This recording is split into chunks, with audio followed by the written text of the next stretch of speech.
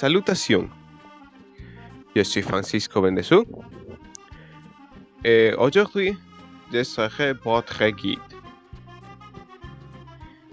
Bienvenue à la route le dieu Inca du Pérou. Nous verrons les figures plus importantes de la mythologie Inca et j'expliquerai également la culture qui les entourait. Nous ferons plusieurs arrêts et verrons les monuments et les reliques les plus importantes. Installez-vous confortablement et plusieurs du voyage. Merci. Attention, s'il vous plaît. Merci beaucoup. Nous arrivons à la Puerta del Sol. Ici, nous pouvons trouver sculpté le dieu de Livaton, Huiracocha. C'est gravé dans ce monolithe de pierre. Huiracocha, c'est le seigneur maître du monde.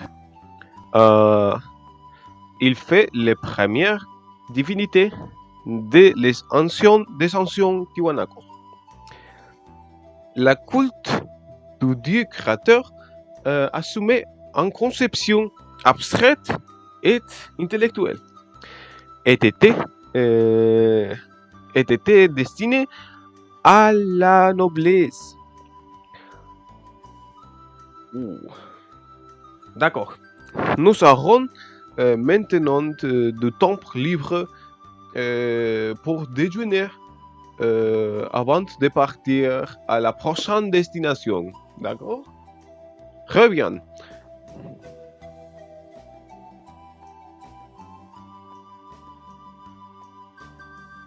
Alors, cette statue jaune que vous pouvez voir à votre droite, c'est la statue de la déesse Pachamama. C'est comme la terre-mère, étant la déesse de la fertilité qui préside aux semis et aux récoltes, incarne les montagnes et provoque les tremblements de terre. Elle n'est pas une divinité créatrice, mais un protecteur et un pourvoyeur. Je vais laisser quelques minutes pour prendre des photos et on va continuer. D'accord? Très bien.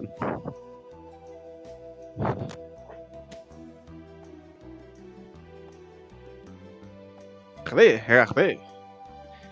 Ces masques que nous avons ici,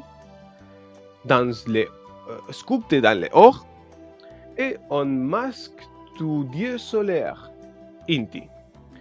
Un dieu tout-puissant, mais aussi bienveillant, qui est capable d'actes de générosité.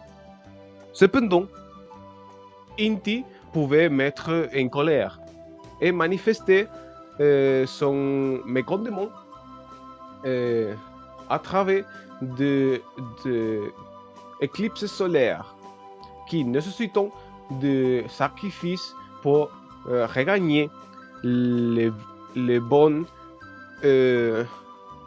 faveurs du dieu. Les gouverneurs se considèrent comme les descendants directs de Inti, les patrons de les conquêtes militaires. Viens avec moi. Maintenant, nous allons à une dégustation de causa limeña.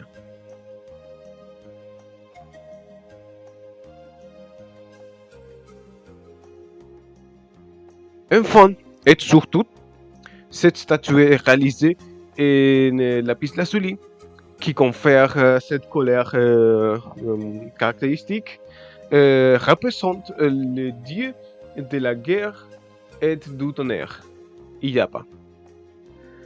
La foudre était généralement vénérée comme une divinité de hiérarchie suprême dans toute la région andine.